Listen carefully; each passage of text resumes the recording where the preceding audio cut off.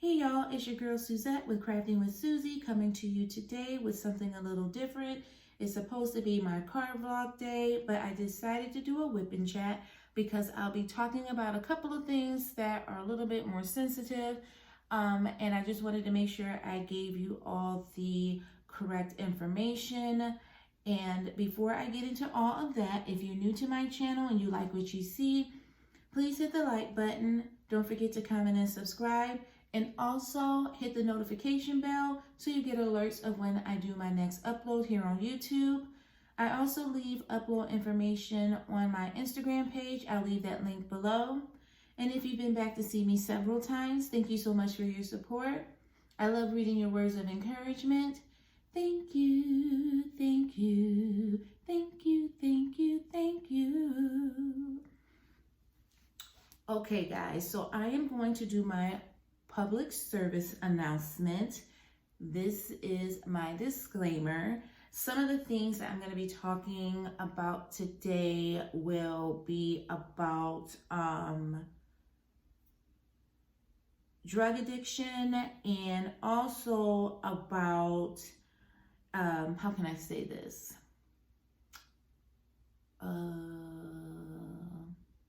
I'm just trying to say it right. But basically, in a nutshell, it's about a lesbian couple and their gay sperm donor.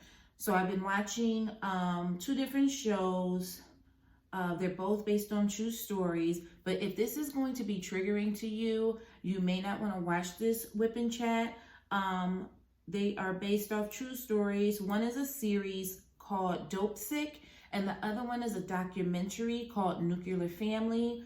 So I just wanted to give a disclaimer, as usual, that these are my opinions and that if this is going to be a trigger for you as far as speaking about the drug addiction or the lesbian couple and their gay donor, this is probably not the video for you. Just another quick little tab I like to add: my opinions about the Nuclear Family. That's the lesbian couple with the gay sperm donor. My opinions have nothing to do with homosexuality or sexuality, whether you're heterosexual or not. It has everything to do for me about how things went from point A to point B. So let's get started. First, I am still working on the cat. As you can see here, it's going really well. I do have a whole nother section to do, like 2 more rows to do. I have been working on this painting and Rainbow Lollipop at the same time.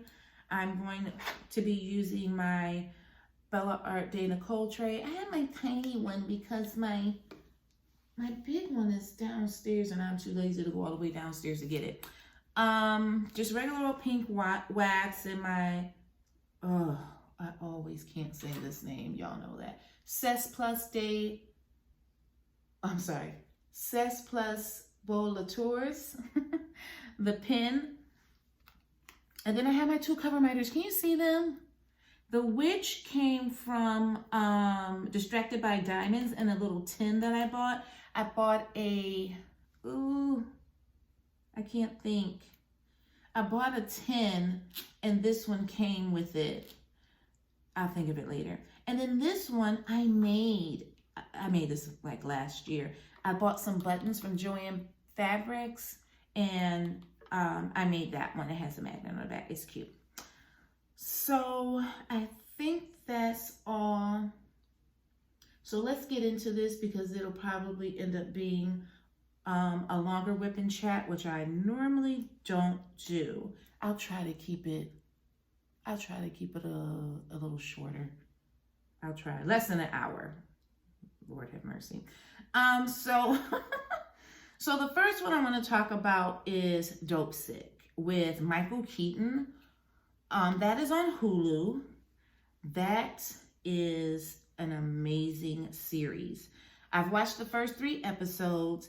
It is about the Oxycontin epidemic that was going on in the 90s. And it is very interesting more than anything to me because it really focuses on the pharmaceutical company, and it also focuses on the FDA and the things that they were doing at that time to get opioids put on the market for people to use. I was telling my sister the biggest thing that I was most interested in is that you would have thought that this would have started in like New York, California, Texas, something like that, some kind of big place like that. No. It actually started in rural areas, Kentucky, Ohio, Pennsylvania, Virginia.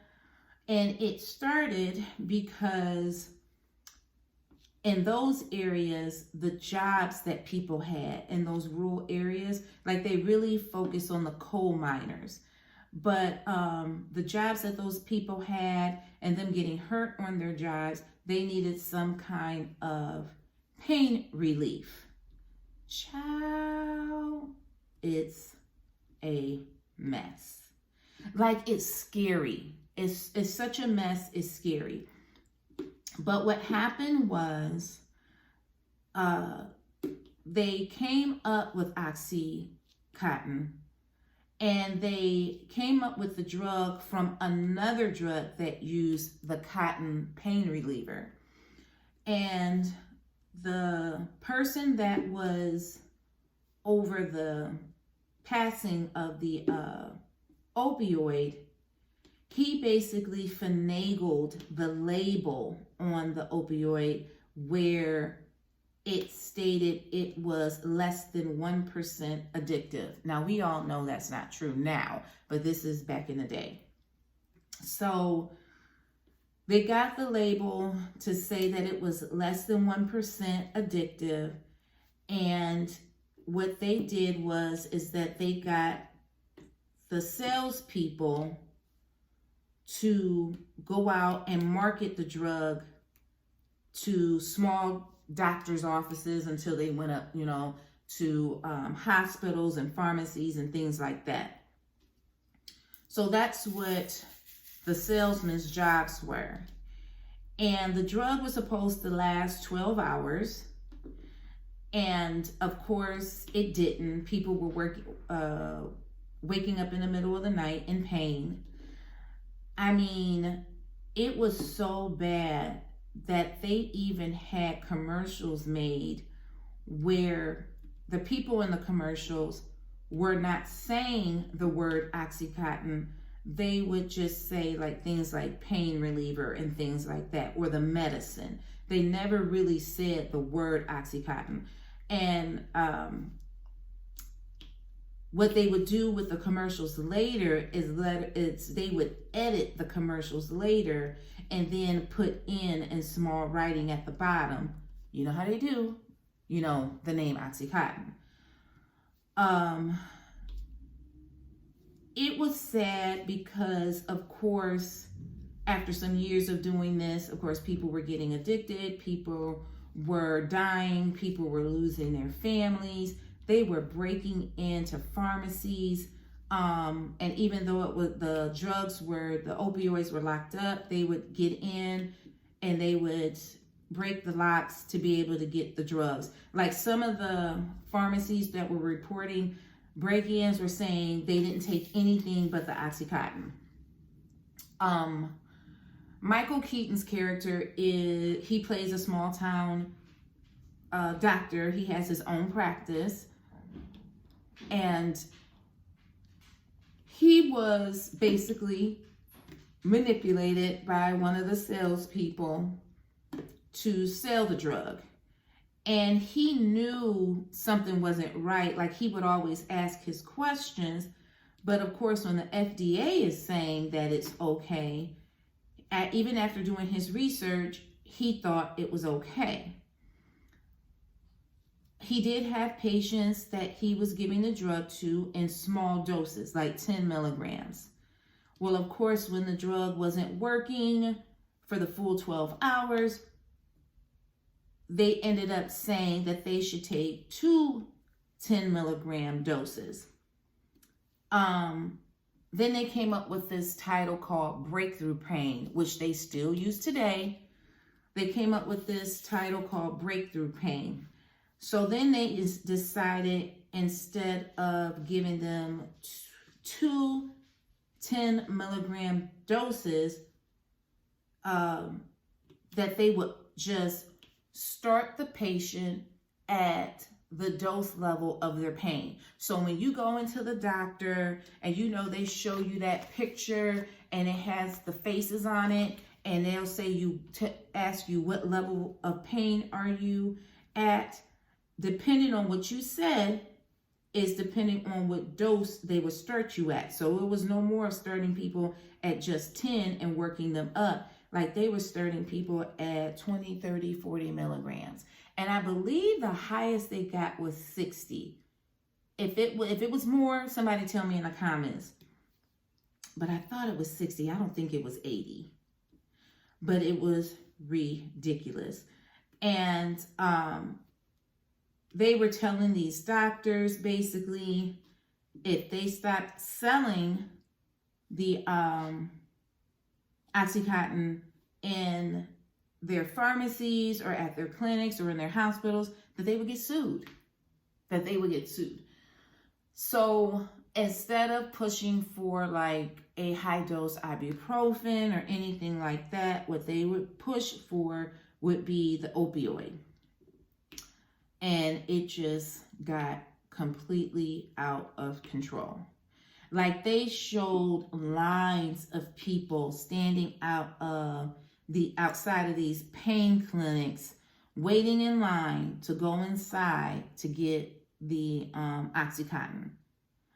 And this went on for years. Now, the person, which I will promise to put his name in, but the person who ended up having the label state that it was less than 1% addictive, once the pill got started and it was approved by the FDA, he left the FDA, no longer worked there, and went to work for the pharmaceutical company that got the okay to sell the Oxycontin underneath that label. These people, when I say these people were rich, they were rich. And then you got all these other people out here who are just trying to make a life for themselves, suffering because they wanted to go down in history and make a name for themselves and get more money, just being greedy, and people were dying. So if you guys have not watched Dopsick, it's really, really interesting. It just like shows you how we think, I know I do, that, oh, if they say it's okay, it must be okay. And sometimes it's not.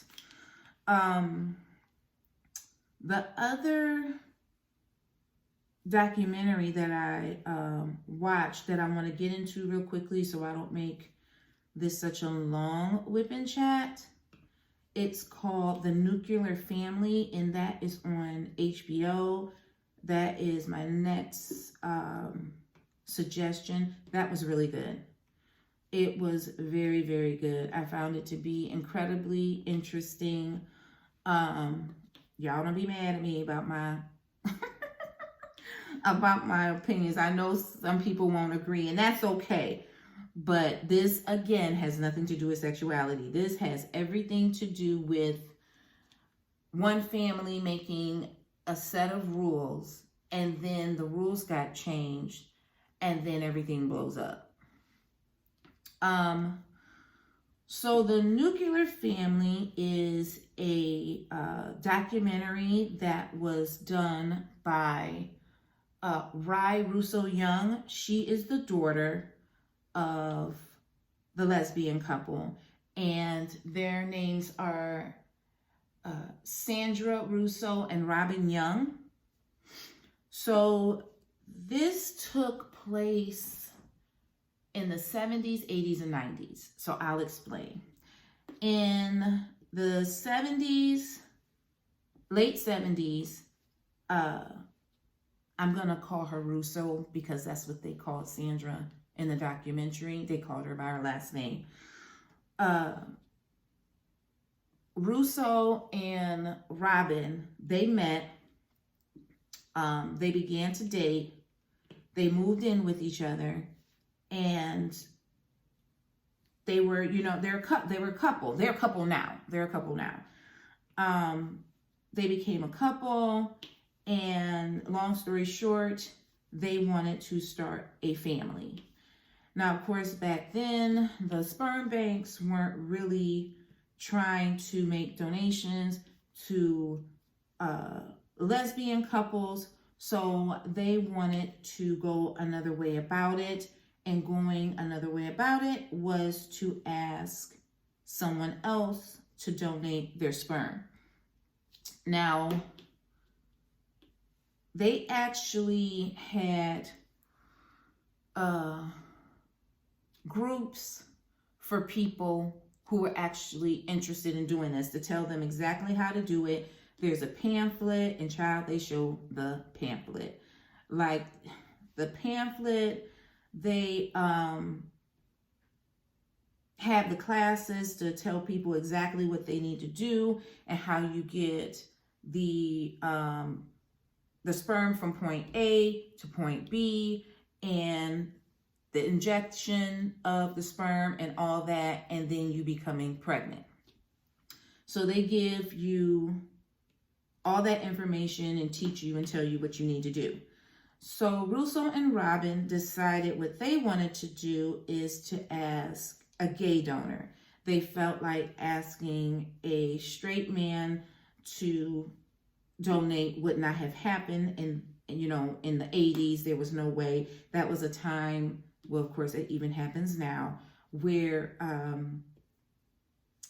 gays were being treated incredibly inhumanely. So they decided that they would see about a gay donor. Now, Russo was an attorney. Robin, I would say, basically, if I'm not mistaken, Robin was an at-home mom. Russo was the one who was the attorney, and she worked outside of the home. And she became pregnant first. They meet the donor, they interview the donor, they talk with the donor, they give the donor the rules and regulations and the stipulations on becoming the donor. A couple of those rules were there was no financial responsibility, there was no medical responsibility, there was no interacting with the child, there was nothing. You're just donating. That's it. Period, point blank. You're not involved in any kind of way, shape, or form. So she had their first daughter. Her name was Cade, but they called her Katie, Caddie, in the documentary. So Russo had her first, and then they decided that Robin would have a child. They did not choose the same father. I forgot why they didn't choose the same father. I can't remember. But they didn't choose the same father. So they went to choose a second gay male to be a donor.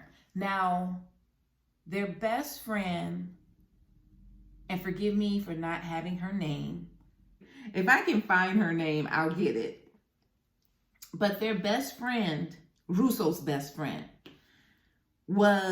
she was assisting them. Like, she would help them find the men who were to be the donors. And with Robin, they actually found a donor, and his name was Tom Steele. I knew I said that wrong when it came out my mouth. Tom Steele. He was a big-time civil rights attorney for gay and lesbians at that in particular time in California. Now, Russo and Robin lived in New York. They met him, and yes, he was a very good-looking man. He was very intelligent. He was known in the community because of all the work that he had done to help the gay and lesbian community. And they met him and they interviewed him just the same, and he said yes. So they went through the steps of getting the donation, like I said, getting it from point A to point B, and y'all will have to watch how they did what they did. Y'all can watch it. But getting it from point A to point B, and then of course the injecting, and then Robin became pregnant. Now, Rye, the person who filmed the documentary, biologically was Robin's daughter. So what it ended up being was everything was just fine. They had their family. They were going on about their business. And these are not people who were like, who went without. They had a cabin in the woods, they traveled, they had vacations, they did all types of stuff as a family. Well, the girls started school. And according to Russo and Robin, when they started school, they started asking about their dads. And I can attest to that because I know when Samaya went to preschool, she would see all the kids with their grandparents, and she would question that. And what Russo and Robin did was that they decided that the girls should meet their dad right there. Right there is where I immediately was like, this was literally the biggest mistake they could have made, because it was made clear that they were not to have anything to do with the kids. They were just donors, and that was it. These men were living their own lives, doing their own thing, minding their own business. But when the girls went to school and started asking questions about their dad, they decided to see if the donors wanted to meet the girls. Well, they both agreed. They would go on vacations together. They would meet up, New York, California, wherever. They did all types of things. Like, they have pictures, they have videos of them enjoying their time with the girls. And this is such a long story. But what ended up happening was Tom got a new boyfriend, and his boyfriend was previously married to a woman. He had a son, and they started to come on the vacations, the boyfriend and the son. They started coming on vacation. And the boyfriend basically was like, in Tom's ear, she really is your daughter. And I think you should be able to spend time with her. And Tom took that into consideration. Now, Katie's dad started to have substance abuse issues where he was drinking, and some of the vacations he was showing up and he had been drinking. So Russo told him, if you can't visit without drinking, or showing up drunk, then you can't come anymore, which is understandable. Well, he stopped coming. He just stopped coming, which is sad, but he did. So I think kind of Robin and Russo wanted Tom to pick up where Katie's dad had left off. I also thought this was kind of a mistake. It was, he's the donor, but you want him to treat them the same. And that's kind of hard for someone to say, okay, I know in my brain this is my daughter, but you want me to treat Katie as my daughter also. And I think he tried. I'm not going to sit up here and say he completely ignored Katie, because like I said, they have pictures and things like that. But when you're watching someone like a hawk, then that's probably what your perception is. He wasn't giving her as much attention as he was Rye. And he probably wasn't, because of the fact that he knew in his brain she wasn't his biological daughter. So one day when he came to visit, he had asked Russo and Robin, would it be okay if he took both girls back to California for Thanksgiving to meet his family? Now, what Russo said was they did not want the girls basically going that far into his family, meeting his mother, his siblings, nieces, nephews, cousins. They did not want that because they were her family. The two moms. And what they said is if they are able to go, then she can go. Well, he did not want that. He wanted it to be that it just be the three of them just go. Now, this is him including Katie. Now, I will say this. How can I say this? Sometimes you got to give a little to get a little. But who knows what was, going on at the time. You got to remember, Ryan and her sister were little kids. So who really knows what was going on at the time? But he said no. He just wanted to take them back. He wanted them to meet his family. And it got to the point where they were just like, no. The moms said absolutely not. And when they told him no, he sued. He sued them for visitation. Let me correct myself. He sued Robin for visitation, not Russo, because she was not the biological mother. This is science too. She was not the biological mother. She was her mother, but not biologically. And he sued them.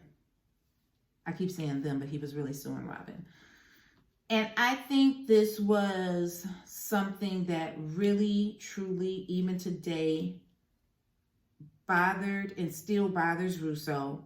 She was not a part of the lawsuit. It was like she was completely non-existent. Her name was not on the paperwork. She had absolutely nothing to do with the lawsuit. She was not the one who was being sued. It was Robin. And Russo did have a few good points. Her points were, you're not the dad. You're only the donor. But my opinion was, when you let him in the door, you open that up, that there was a possibility that these things would happen. And that's what happened. This is a man who absolutely, positively fell in love with his daughter. It was years that they spent time together. This was not a situation where this was a fly-by-night thing. This is years of them connecting as one family, and when he was told no, he did what he thought he needed to do to be able to see his daughter when he wanted to see her. So everybody kind of played their part to me in right and wrong. When he went to sue, Russo was very smart. When he went to sue, at that in particular time, he was HIV positive. And the court knew that. The court knew that he was HIV positive.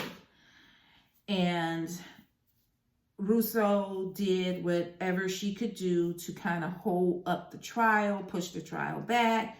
They even got where Rye would have to take a DNA test. And, her best friend was like, what are you all doing? Why are you taking her for a DNA test when you know full well he's the father?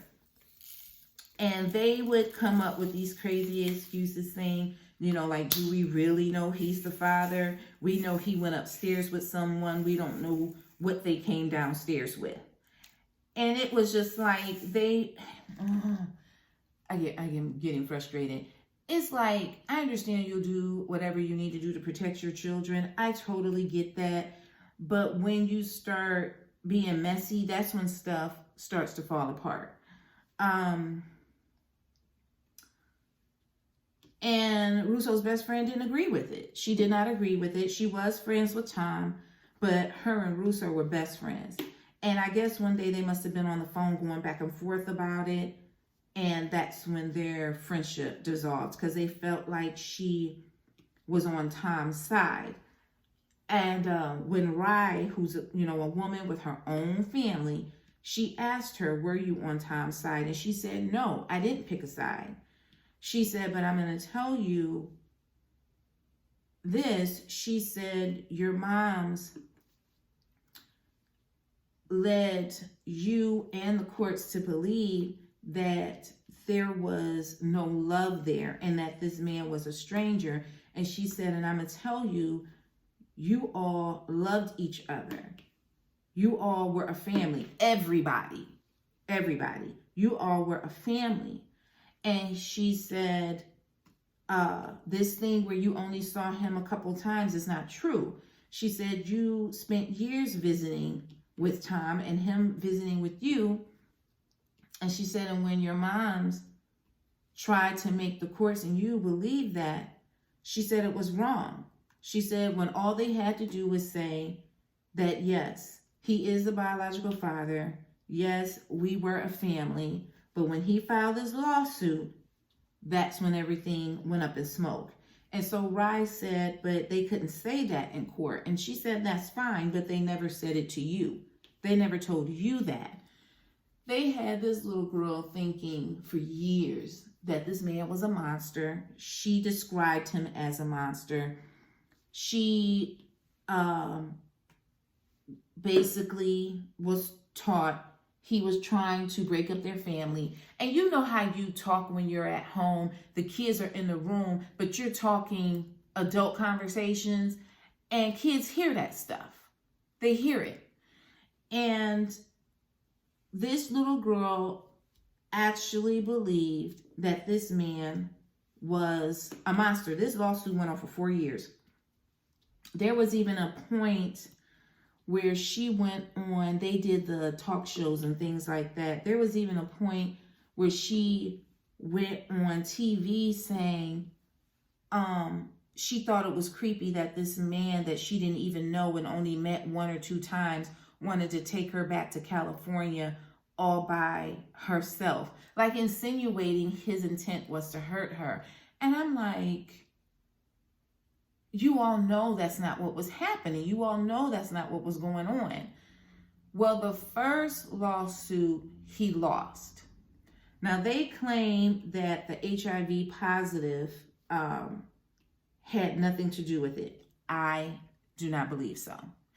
I believe in that day and time, the 90s, they saw HIV as being a death sentence.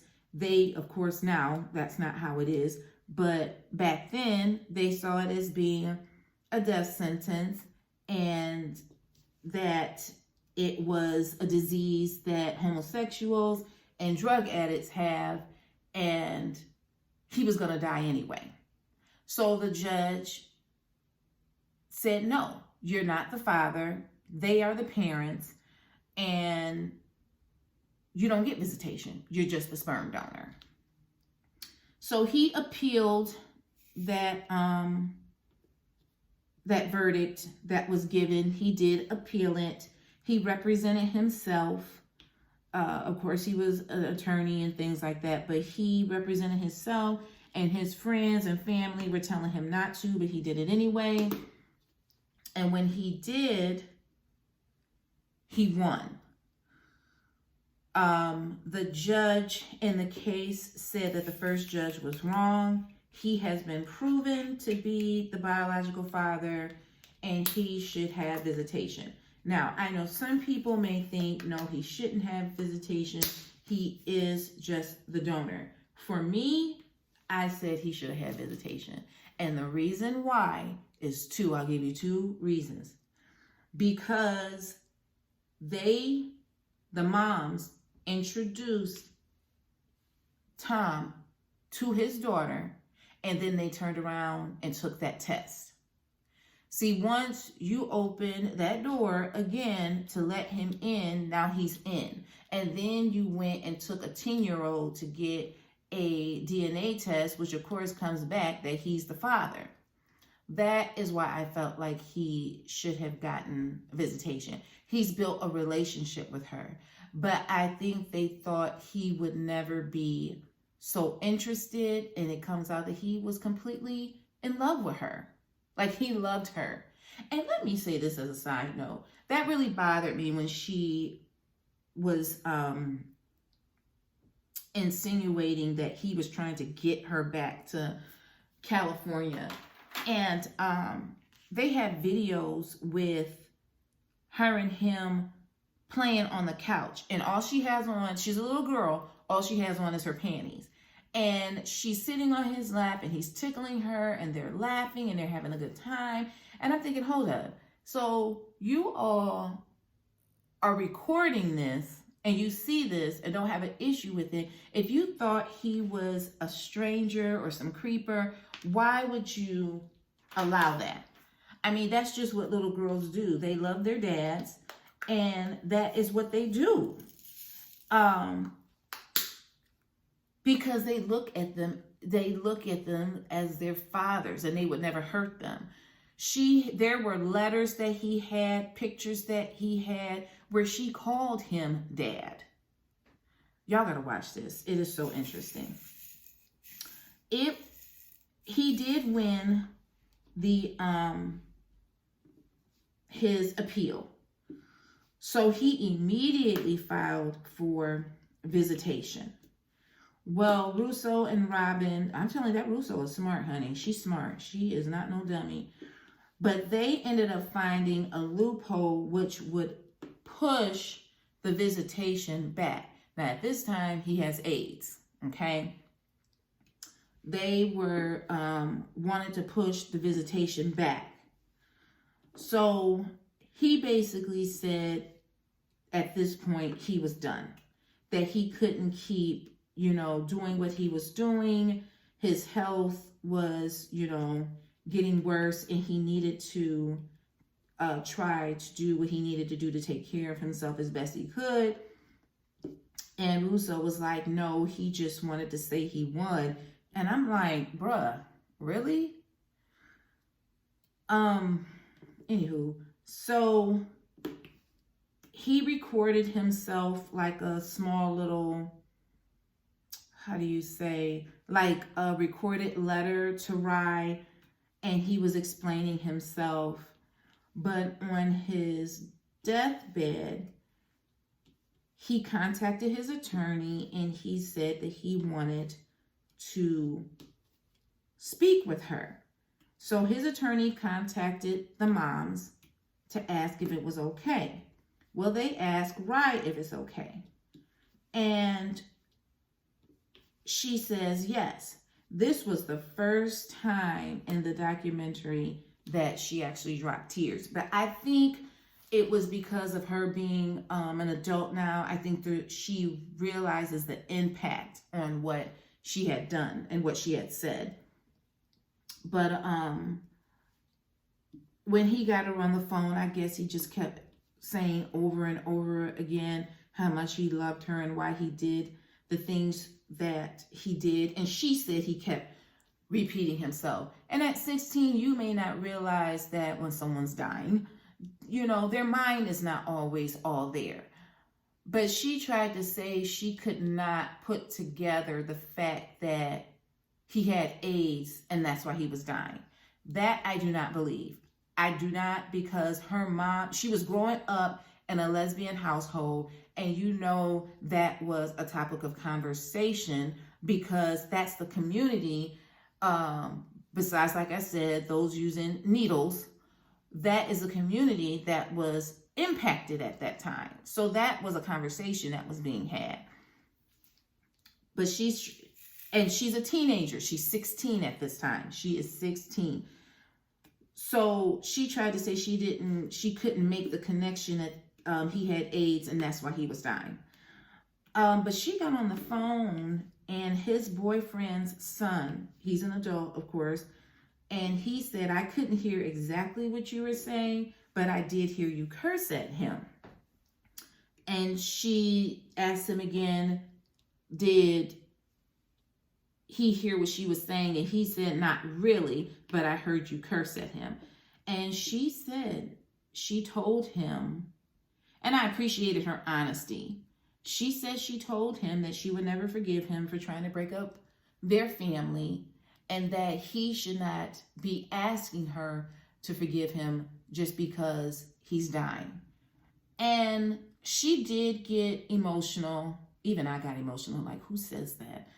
But she did get emotional. She did cry. I think she realizes now, of course, that this was just a man who wanted to be with his daughter and who wanted to love his daughter and was being told no. Yes, he was the donor. He was the donor. But when he basically was asked to have this relationship with her so she could have that fatherly love, when they thought he was going too far, they tried to cut it off. And he was not okay with that. He fought for her. It wasn't like he was like the other dad where he just was like, peace out, I'm done. Y'all don't want me to come around because I drink too much? I won't come. I will say that Katie got lost in the shuffle. She, you know, you're talking about this went on for 4 years. A lot of the focus was on Rye. And, you know, you don't want to have it where your other daughter feels like, you know, all the focus is on my sister. Where do I fit in? But Rye did sit down with her moms now that she's older. And she did say to them that she felt like they kind of, she didn't say brainwashing, but that's what I say. But she said they did kind of push her into not having a relationship with him and made it seem like he was not a good person. And Russo said, there you go, drinking the Kool-Aid. I will say one thing. She just told it like it was. She was not afraid to say how she felt at all. She said, there you go, drinking the Kool-Aid. And she's like, no, I'm not. She's like, I know you all are my moms. I know that. But she said, but when, as a child, when everything was going on, she was led to believe that he did not really love her. And she said, now that I've had time to think, now that I've had time to understand, now that I'm adult, I know this man loved me. And all that time was wasted. And it was wasted. It was wasted. And one of his friends who was in the room with him when he was dying, she said it didn't matter what Rye said to him. All he cared about was the fact that he got to hear her voice before he died. It didn't matter what she was saying to him. He wanted to take the time before he died to let his daughter know how much he cared about her. And I know I keep saying his daughter, but that's because of the testing. Once it was documented and on paper that he was the biological father, then that's it. It's not that he was supposed to infiltrate the family. And I do agree with Russo on one point. I really do agree with her. Once he was able to get visitation, would he try for joint custody? See, she thought it would keep rolling. That was her thought process, that she thought it would complete roll. And she said, I hate him. And I'm thinking, damn, the dude is dead, bro. Let it go. But she was like, I hate him. I hate him for what he did. I hate him for what he put the family through. You know, she was just like, F him. I thought that was going a little bit too far, but that's just me spiritually thinking it was going too far. I just think that you kind of gotta say, it's done, it's over with, we need to move on from this. You know, yes, he was your biological father, but we're your family. And that's just the beginning, middle, and end of it. Y'all gotta watch this. I done skipped over some parts. You need to see it for yourselves. This is a long whipping chat. I'm so sorry. You need to really see it for yourselves. It was more interesting to me than anything. And they, Russo and Robin, they did get married, you know, when they finally lifted the ban on gay marriage. They did get married. Rye is married to her husband. They have 2 sons. And Katie is married to another woman. So everybody's married. They seem to be doing well. At least that's what it shows, that they're all doing well. And I just thought it was a really good documentary. I thought Rye did a very good job with it. I thought they were honest about, you know, how they felt. Even when they were coming up with the excuses and stuff, they were being honest about how they felt. So y'all let me know what y'all think. Tell me if y'all watched it already. If y'all leave comments, please be respectful in the comments. Just be respectful in the comments. Because I know everybody's not going to agree with me. These are just my opinions. And this is just based off what I saw on TV. Y'all got to remember, I'm watching TV. But for me, I feel like if you're with somebody who loves you and cares about you and they want your best interest and they're not out to hurt you, what's wrong with that? I just kept thinking in my brain, literally, do you know how many little girls out there would love to have a father figure in their lives who loved them as much as Tom loved Rye? I mean, he fought for her. He fought for her. And he could have walked away just like Katie's dad did, and he didn't. And I think that speaks volumes. And I know it's not my in particular story, but I think people need to take that under serious consideration. He could have just walked away, and he chose not to. And to the day he died, he professed his love for his daughter. And I just thought it was the most beautiful thing. Because there are so many children out here who don't have their dads because they walked away. Alrighty, guys, I'm going to let y'all go. Thank you so much for watching. If you stayed to the end, please leave me a cat emoji or leave me a heart emoji. Alrighty, y'all. Remember to stay beautiful and to stay blessed. Bye.